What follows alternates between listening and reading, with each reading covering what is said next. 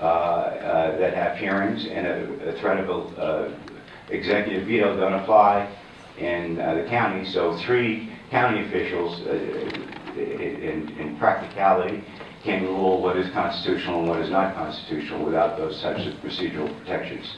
So, to my knowledge, that case law has never extended to the constitutionality of county action. So this is just clarifying that because those procedural protections are not in there, it would be up to the county to prove the constitutionality.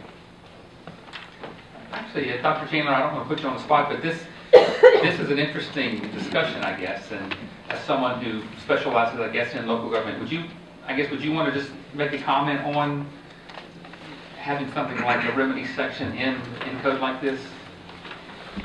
I don't want to put you on the spot, but you. But anyway. The construct being advanced is not only laudable, but it seems to fit within the context of what we presume to be a fair exercise and reach of governance as it applies to people and practices. But we need to remind ourselves that we operate under a constitutional system, as the speaker suggests. Just a week ago today that we celebrate Constitution Day. The adoption of the federal Constitution and then the subsequent adoption of the Virginia State Constitution clearly articulates the principle of constitutional and/or legislative validity. It rests with the sovereign. The sovereign is the federal government in the state of Virginia, the Commonwealth of Virginia.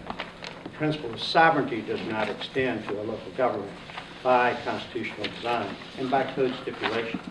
So the premise that we operate under in this country and in the Commonwealth of Virginia is that the free exercise of right and authority is within the context of the responsibility that falls back to the jurisdiction within the broadly defined statutory and constitutional provision.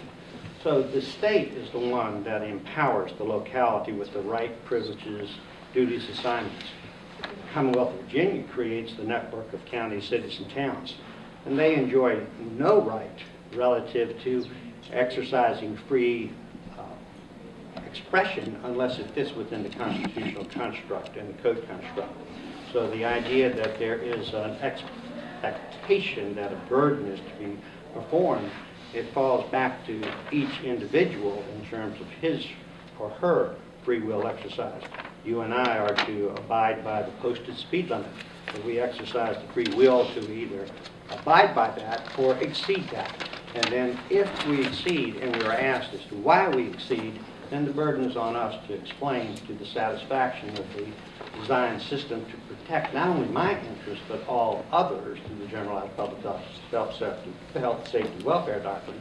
We have that burden, and that is a specific constitutional not only claim but pattern that began in 1787 and persists to the present day.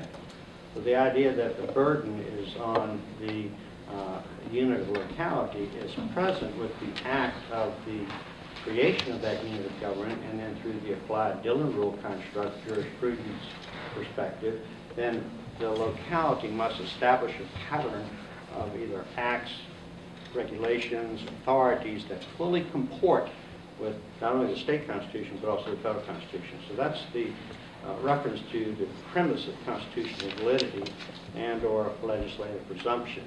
The burden, if we use that term, is equally shared. The locality cannot advance legislation or statute that is violative of the state constitution or the federal constitution due to the preemption doctrine. And as a result, anything that's promulgated by the legislature is presumed valid unless it's shown that it's plainly not valid.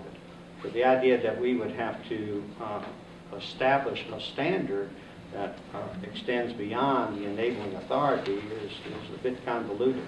So I think we look to the legislation for that guide, and you draft your legislation in order to provide that broad playing field, but within the context of the constitutional frame of reference under the Dillon rules.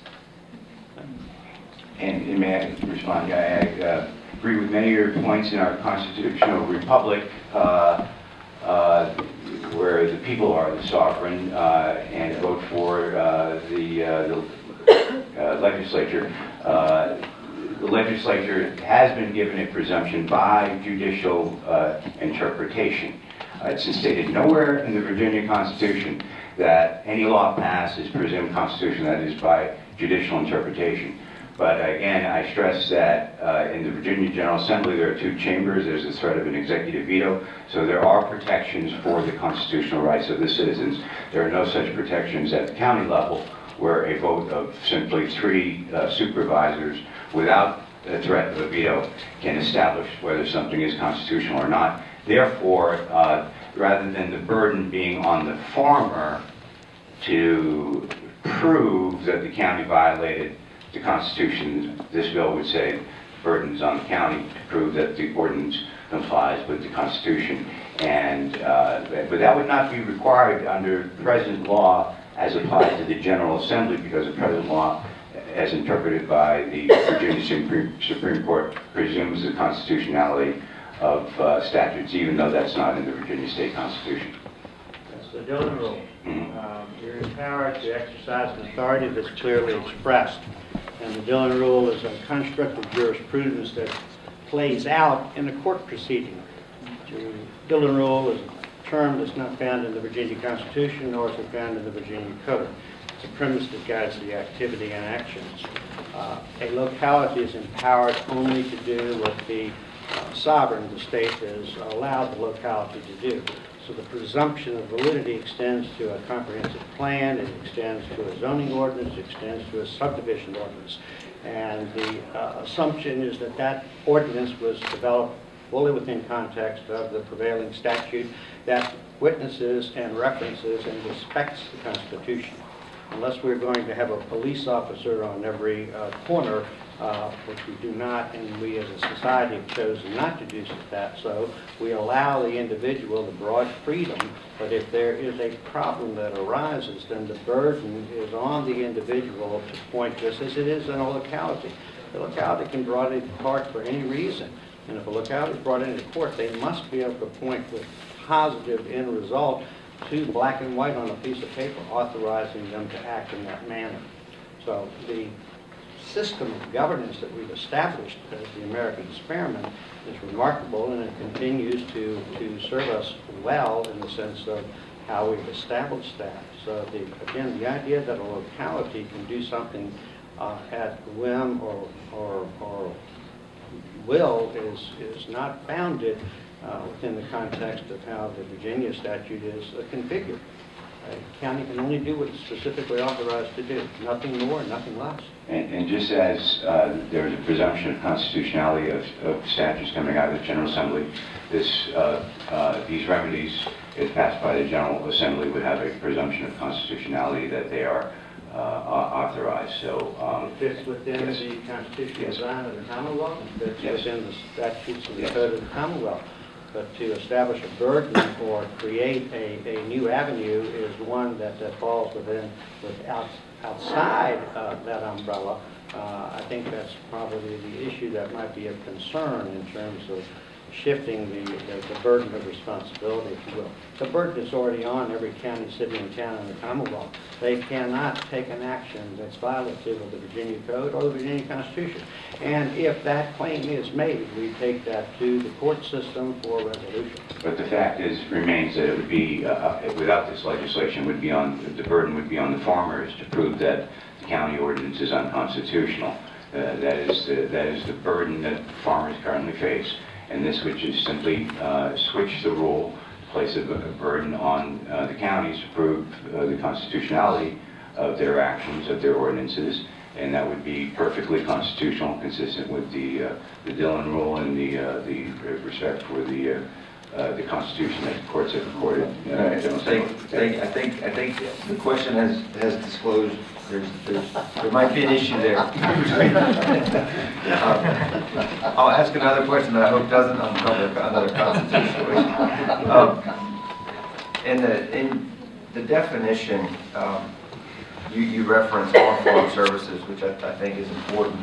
But I know in other places I've been involved in since I've been on the job, there's been questions about the scope of on-farm services, and you don't have a scope there.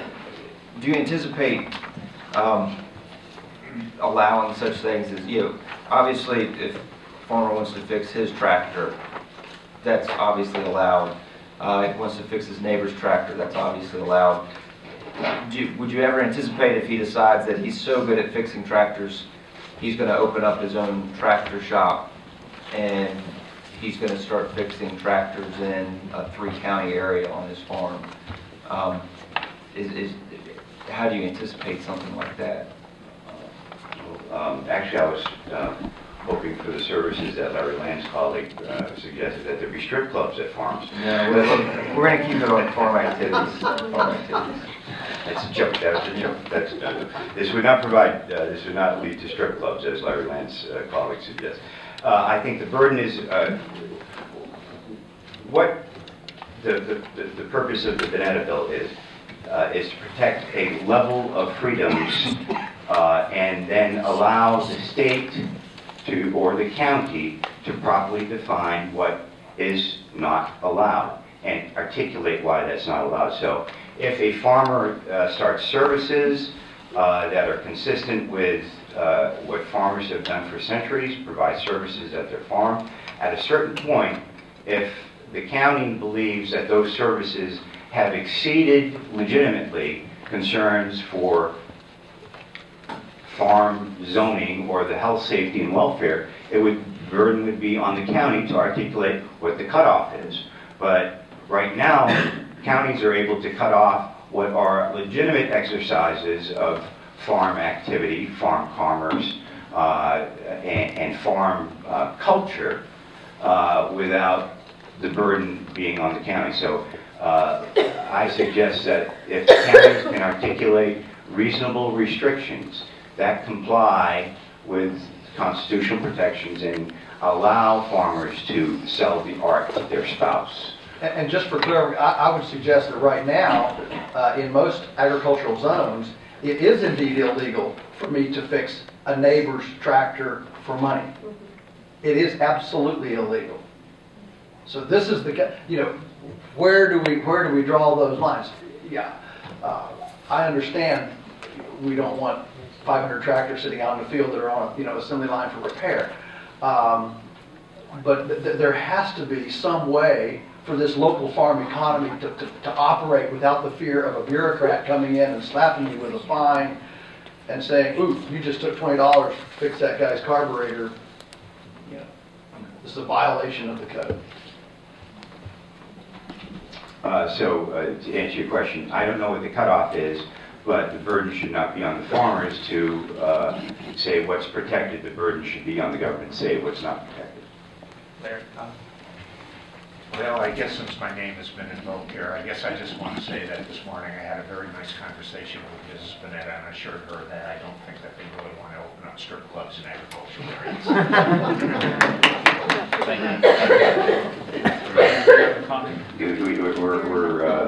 None of this is all friendly, good conversation. So. Right. My question is for Ms. Bonetta about Mr. Fitzgibbons' proposal. I know the one that we heard earlier, you were involved with writing, and Mr. Fitzgibbons has referred to this one as the Bonetta Bill 2.0. Just for moving forward, is there one that you prefer over the other?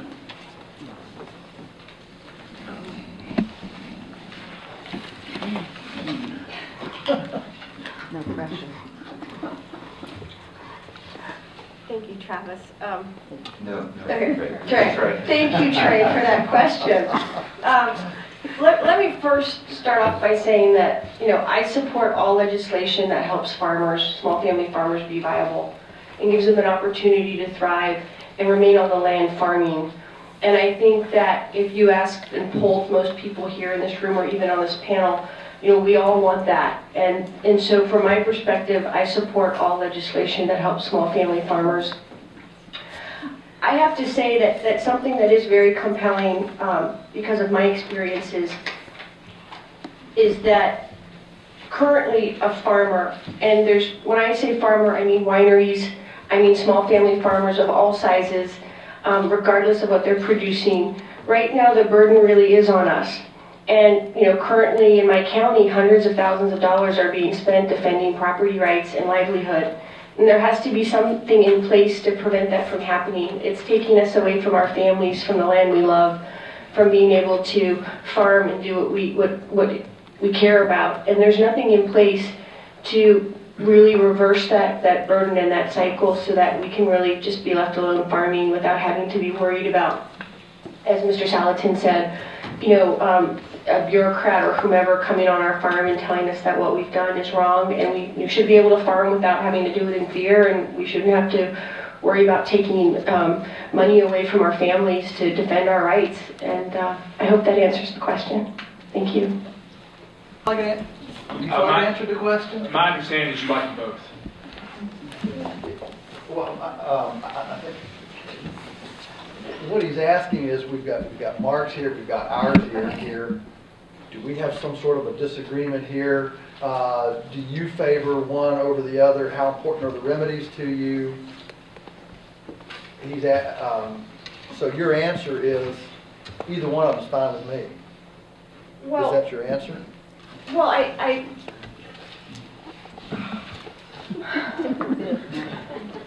wow. I'm just being open. I mean, I just want to move forward. And he asked, and so is the answer either one of them's fine?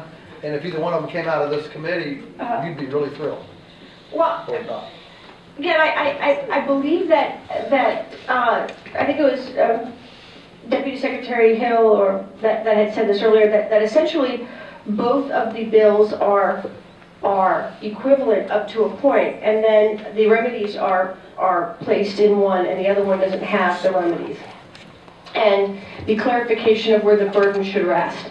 And I believe that's the primary distinction here. I think we're all on the same page. The first part of the bill is absolutely consistent. Unless I'm missing something, I think they're consistent. I think that the only distinction here is with regard to remedies and shifting the burden. And I guess at the end of the discussion, when all of the proposals have been put out on the table for discussion, we'll kind of come back to this question again, I think, and start trying to build one. So I think for right now that probably suffices, but there will come a time when we'll have to discuss the remedies as a group and decide yay or nay, and then go from there. So. Well, I do have to say that I think that one major fundamental difference we have is just the question of the burden. When you're talking about shifting the burden, you really are proposing a very, very significant policy change, which will be of concern to local governments. I guess I have one other question I would like to ask, and that is in B of the proposal about the clearly articulated relationship that must be shown to health, safety, and general welfare. I'm just sort of wondering about the mechanics of this and how it might actually play out, and who will be actually evaluating how well this direct relationship would be articulated, all those kinds of questions. That would be for each county to decide. If the county wants to put it in the statute or the ordinance, if the county wants to put it in some legislative history, but as long as they articulate the relationship between what the county is doing and the health, safety, and welfare, I think that's going to be an adequate answer. So it's up to the county. Believe in local control. I just believe in controls on local control. That follow-up. So are you stating that the county can develop regulations for a special permit or administrative review of a request?